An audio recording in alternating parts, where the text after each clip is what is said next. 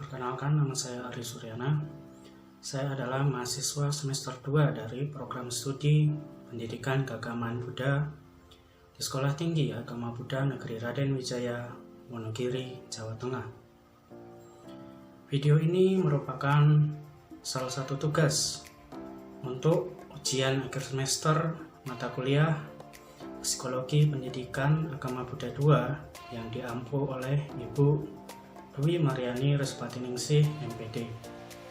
Di dalam video ini, saya akan menanggapi dan memberikan komentar serta opini saya terkait dengan kasus di bidang pendidikan. Selanjutnya, kasus kedua adalah sebagai berikut. Ada seorang guru yang sudah sangat tua sekali, di mana umur beliau sudah mencapai 59 tahun. Masa baktinya hanya kurang dari 1 tahun saja. Selama ini, beliau sangat acuh terhadap tanggung jawabnya sebagai seorang wali kelas, di mana kelas yang dia ampu tidak diindahkan susunan tempat duduk bagi anak-anak, maupun manajemen kelas lainnya. Kelas sangat tidak kondusif lagi, bahkan sangat tidak pantas disebut kelas. Guru-guru yang lain tahu akan hal itu hanya mendiamkan saja, karena tak akan ada gunanya. Selalu yang menjadi tanggapan beliau ketika dikritik oleh teman-teman sejawat adalah, buat apa susah-susah, masaku cuma kurang dari 1 tahun, tidak ada. Dan kasus ketiga adalah, seiring perkembangan zaman, macam-macam soal yang dibuat pun harus mengikuti kebutuhan publik dan tuntutan zaman.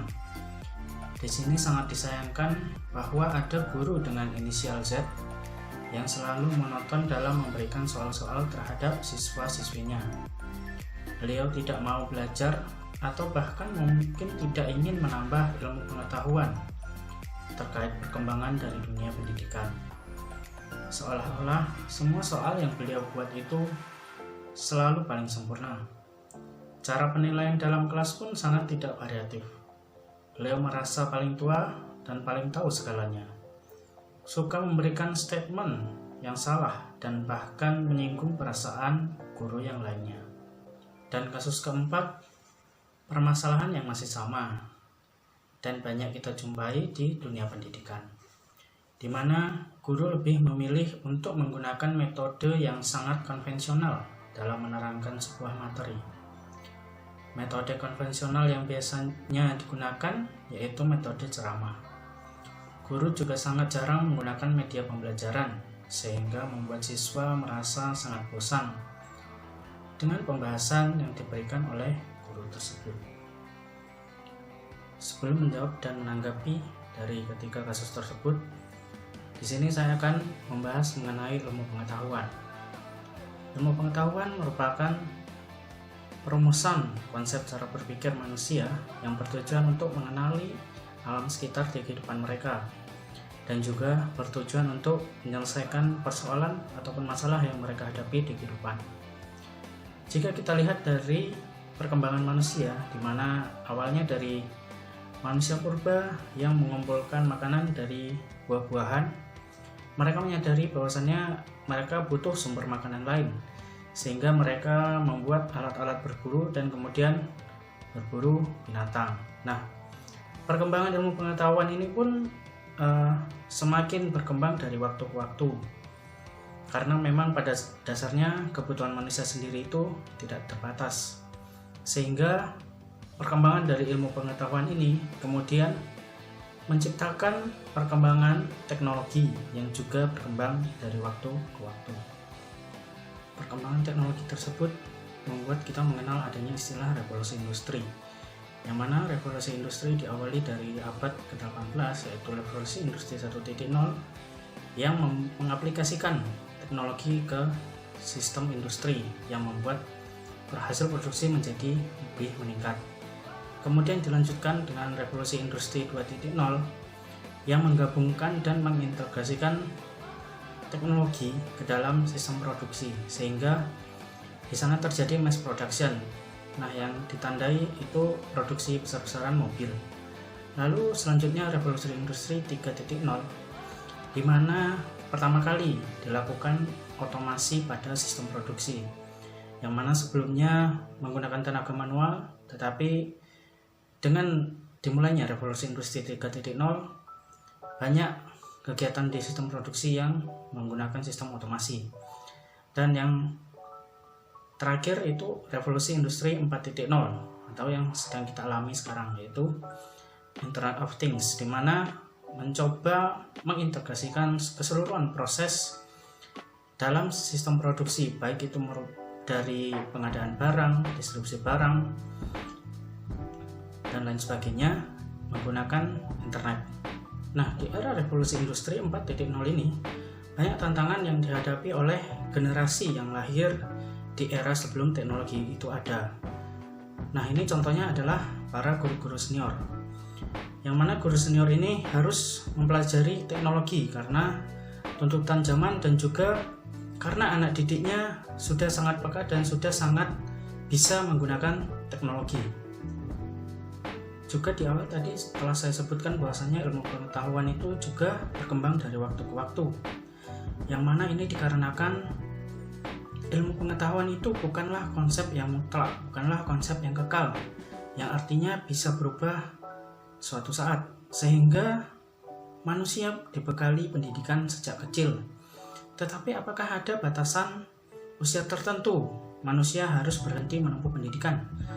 Nah, dalam hal ini saya mengutip sebuah pernyataan dari salah satu putra terbaik bangsa, yaitu almarhum B.J. Habibie, yang juga merupakan presiden ketiga dari Republik Indonesia. Nah, Pak Habibie mengatakan bahwasanya belajar adalah ibarat seperti mengayuh sepeda, yang mana jika Anda berhenti maka Anda akan jatuh. Nah, semangat belajar Pak Habibie yang menyatakan bahwasanya belajar itu harus sepanjang hidup, yang artinya kita harus selalu belajar walaupun umur kita sudah tua, tetapi kita harus mempunyai semangat belajar yang seperti anak muda umur 17 tahun. Maka sangat disayangkan sekali perbuatan yang dilakukan oleh seorang guru senior di kasus kedua tadi, yang mana guru tersebut mengabaikan tugasnya sebagai seorang guru dalam mengelola kelas, sehingga kondisi kelas menjadi tidak kondusif lagi.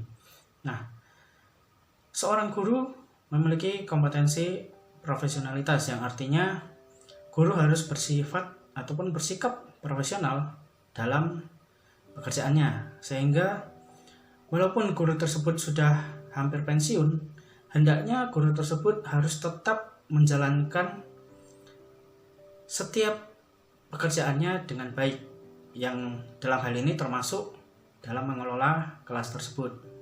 Tetapi mungkin kita perlu melihat lebih lanjut mengapa seorang guru senior bertindak ataupun bersikap seperti itu. Nah, jika kita lihat kembali, budaya yang tua harus dihormati ini sangat mengakar di Indonesia, yang mana hal ini sudah terlihat dari jenjang SMA. Jika kita ketahui bersama bahwasanya sewaktu masuk SMA ataupun sewaktu baru masuk kuliah, pasti akan ada kegiatan yang disebut ospek, yang seharusnya kegiatan tersebut adalah pengenalan kampus ataupun pengenalan sekolah. Namun kegiatan tersebut terkadang disalahgunakan oleh para senior yang dengan embel-embel ingin mengasah mental, ingin mengasah fisik, tetapi itu bukanlah hal yang tepat, yang mana mengasah mental ataupun mengasah fisik itu tidak bisa dilakukan secara instan yang hanya 3 atau 4 hari. Sehingga kegiatan ospek tersebut hanya dimanfaatkan oleh para senior yang ingin dihormati. Nah, budaya ini yang sudah mengakar, apabila dibawa ke tempat kerja tentu akan menjadi hal yang sangat disayangkan. Nah, misalnya di lingkungan guru, seorang guru senior tidak akan mau dikritik oleh guru junior, dan juga seorang guru senior akan bersikap seolah-olah dialah yang paling benar. Nah, hal ini juga sesuai dengan kasus ketiga tadi, di mana guru tidak mau mengubah ataupun menganggap soal-soal yang telah dia buat itu adalah soal-soal yang paling benar, ataupun soal-soal tersebut sudah sangat sempurna. Tetapi perlu kita perhatikan lagi bahwasannya ilmu pengetahuan itu selalu berkembang dari waktu ke waktu, yang artinya ilmu pengetahuan itu bisa berubah dari waktu ke waktu. Jadi konsep ataupun pandangan guru yang menganggap bahwasannya soal-soal yang telah dia buat itu adalah sudah paling benar, sudah paling tepat, sudah sempurna, itu adalah hal yang salah. Nah, hendaknya guru juga harus peka terhadap perubahan yang terjadi. Seperti misalnya tadi kejadian tentang revolusi industri 4.0 yang mana terjadi penggunaan teknologi, informasi, dan komunikasi ke setiap kegiatan manusia, termasuk di bidang pendidikan. Jadi dalam hal ini walaupun guru yang sebelumnya tidak mampu ataupun tidak bisa menggunakan teknologi, harus belajar menggunakan teknologi sehingga bisa menerapkannya di dalam pendidikan. Nah, hal yang sama juga terjadi pada kasus keempat tadi, yang mana seorang guru monoton menggunakan metode ceramah dan tidak menggunakan media pembelajaran sehingga siswa menjadi merasa bosan dalam kegiatan pembelajaran. Nah, hendaknya seperti dalam dua kasus sebelumnya, bahwasannya seorang guru itu harus selalu belajar, harus selalu memperhatikan perubahan yang terjadi, karena dari waktu ke waktu ilmu pengetahuan itu selalu berkembang. Nah, bisa saja dalam suatu waktu metode ini atau misalnya metode ceramah adalah metode yang paling terbaik, tapi kita tidak tahu dalam beberapa waktu ke depan metode yang lain adalah metode yang terbaik. Jadi hendaknya seorang guru itu harus selalu belajar dan memperhatikan perubahan dan menyesuaikan dengan perubahan ataupun beradaptasi dengan perubahan tersebut dan berusaha menciptakan kondisi pembelajaran yang menyenangkan dan menarik sehingga siswa tidak bosan. Mengutip sebuah pernyataan dari ahli biologi ternama Charles Darwin yang mengatakan, bukanlah spesies yang paling kuat ataupun yang paling cerdas yang dapat bertahan hidup, namun spesies yang dapat beradaptasilah yang dapat bertahan hidup. Nah, sama dengan manusia, yaitu tidak ada gunanya jika manusia itu cerdas ataupun memiliki IQ yang tinggi, namun manusia itu malas ataupun tidak mengamati dan tidak mengikuti perubahan. Nah, hendaknya kita sebagai peserta didik ataupun nanti sebagai seorang guru harus selalu belajar sepanjang hidup sesuai dengan prinsip yang dikemukakan oleh Pak Habibie tadi.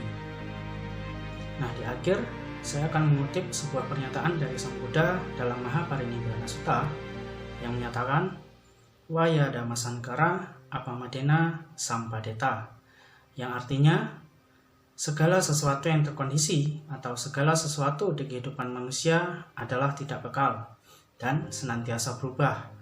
Maka dari itu berjuanglah dengan sungguh-sungguh, yang artinya beradaptasilah terhadap perubahan itu, terima perubahan itu, dan lepaskan pandangan akan sesuatu yang dianggap benar secara mutlak, karena kebenaran mutlak hanya milik Dhamma. Demikian, terima kasih.